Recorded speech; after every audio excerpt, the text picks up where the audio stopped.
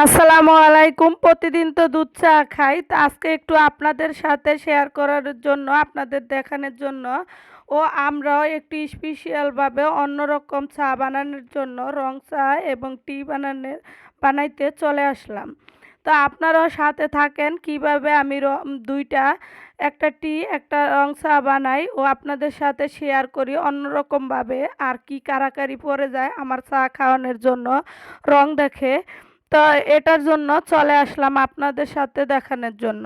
তো আমি ২ কাপ পানি নিয়ে নিচ্ছি, ২টা এলাচ ফাটিয়ে দিচ্ছি রং বের হয়ে যাওয়ার জন্য ভিতর থেকে, ২টা তেজপাতা কেটে দিয়ে দিচ্ছি, স্বাদমতো একটু লবণ দিচ্ছি আর হাফ চামচের মতো চিনি দিব, যে একদম পানি পানিও না হয় আবার একদম মিষ্টিও না হয়। কারণ রং চা যেহেতু মিষ্টি দিলে ভালো লাগবো না, আর একটু লবণ দিলে টেস্টটা অন্যরকম আসে। আর আমি দিয়ে দিচ্ছি একটু আদা। তো সব মিলিয়ে এখন পানিটা একটু খিঁচিয়ে আমি নিচ্ছি, নিয়ে এটা অর্ধেকটা আমি কাপে ঢেলে নিচ্ছি টির জন্য। তো একটা টি ভিজিয়ে দিচ্ছি আর এখানে গ্রিন টি, আর এই যে এখন ভিজিয়ে দিয়ে দিচ্ছি। আর ওখানে আমি অর্ধেকটা একটু চা পাতা দিয়ে রং চা বানিয়ে নিব। তো প্রতিদিন দুধ চা খেতে খেতে একদম ওই ভালো লাগে না, আর আজকে ভাবলাম যে রং চা করি আর আপনাদের সাথে শেয়ার করি, যে অন্যরকম নতুনভাবে একটা চা খেতে চলে আসলাম এবং কিভাবে বানাই ও কীরকম করে খাই এটাই আপনাদের সাথে শেয়ার করব। প্রতিদিন দুধ চা খেতে খেতে ভালো লাগে না, আর আপনারাও দেখতে দেখতে বোর হয়ে গেছেন এই কারণে। তো দেখেন গ্রিন টিটা বানিয়ে নিচ্ছি, এখন আমার চাটাও টেনে আসছে, ঢেলে নেব। তো ছেঁকে আপনাদের সাথে শেয়ার করব।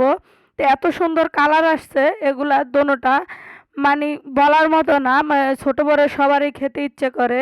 যেমন টিটা গ্রিন টিটা খাওয়ার জন্য কারাকারি পড়ে গেছে, খাইবে না আমি জানি, তারপরেও মানে কালার দেখে আমি খাবো করতে আছে। তো ওকে আমি দিয়ে দিব গ্রিন টিটা খাওয়ার জন্য। তো আসলেই বেশি একটা খারাপ হয় না, মজাই হয়েছে। তো খেতে পারবে না আমি ভাবছি, নিয়ে কাড়াকাড়ি পড়ে গেছে খাওয়ার জন্য।